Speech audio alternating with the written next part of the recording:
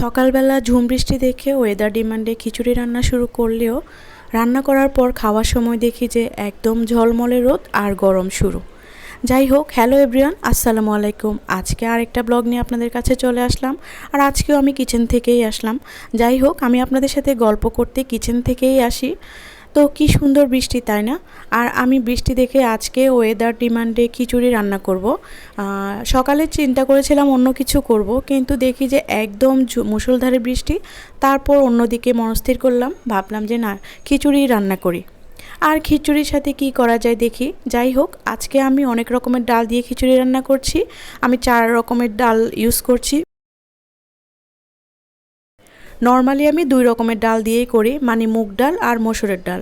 কিন্তু আজকে আমি সাথে বুটের ডাল আর খেসারির ডালও ইউজ করছি। আর বুটের ডাল আর খেসারির ডালটা আমি আগে থেকে একটু সিদ্ধ করে নিচ্ছি, কারণ চাল আর মুগ ডাল, মসুর ডাল এই তিনটা জিনিস হতে বেশি সময় লাগে না, কিন্তু বুটের ডাল আর খেসারির ডাল অনেক সময় লাগে। যাই হোক, এই খিচুড়ির সাথে আমি রান্না করব ঝাল ঝাল ঝোল ঝোল করে চিকেন। মানে আমি শুকনা খাবার একদমই খেতে পারি না। খিচুড়ির সাথে আমার হয় গরুর মাংস, না হলে মুরগির মাংস, যে কোনো একটা কিছু হওয়া চাই। আর আজকে আমি রান্না করছি মাটির হাঁড়িতে। আর এই যে মাটির হাঁড়িটা, এটা আমি আজকেই ফার্স্ট টাইম ইউজ করছি।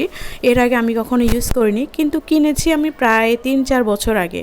এতদিন ধরে পড়েই ছিল, তো আজকে একটু প্রসেসিং করে তারপর রান্না করছি। যাই হোক, এই তো আমার রান্না করা কিন্তু প্রায় শেষ হয়ে যাচ্ছে।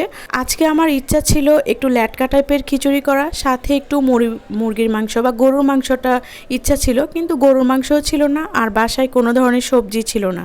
যার কারণে আমার ল্যাটকা খিচুড়িও হয় নাই আর গরু মাংস করা হয় নাই। বাসায় ছিল যা ছিল তা দিয়েই আজকে ভুনা খিচুড়ি আর সাথে ঝাল ঝাল করে চিকেন রান্না করছি। এর সাথে আমি আরও 2টো ভর্তাও করেছি। একটা চিংড়ি মাছের ভর্তা আর একটা বেগুন পুড়িয়ে তারপর ভর্তা। কিন্তু আমি সেগুলো যদি দেখাতে যাই তাহলে কিন্তু ভিডিও অনেক বড় হয়ে যাবে। সেই জন্য আমি আজকে শুধু আপনাদের সাথে রান্নাটাই শেয়ার করছি।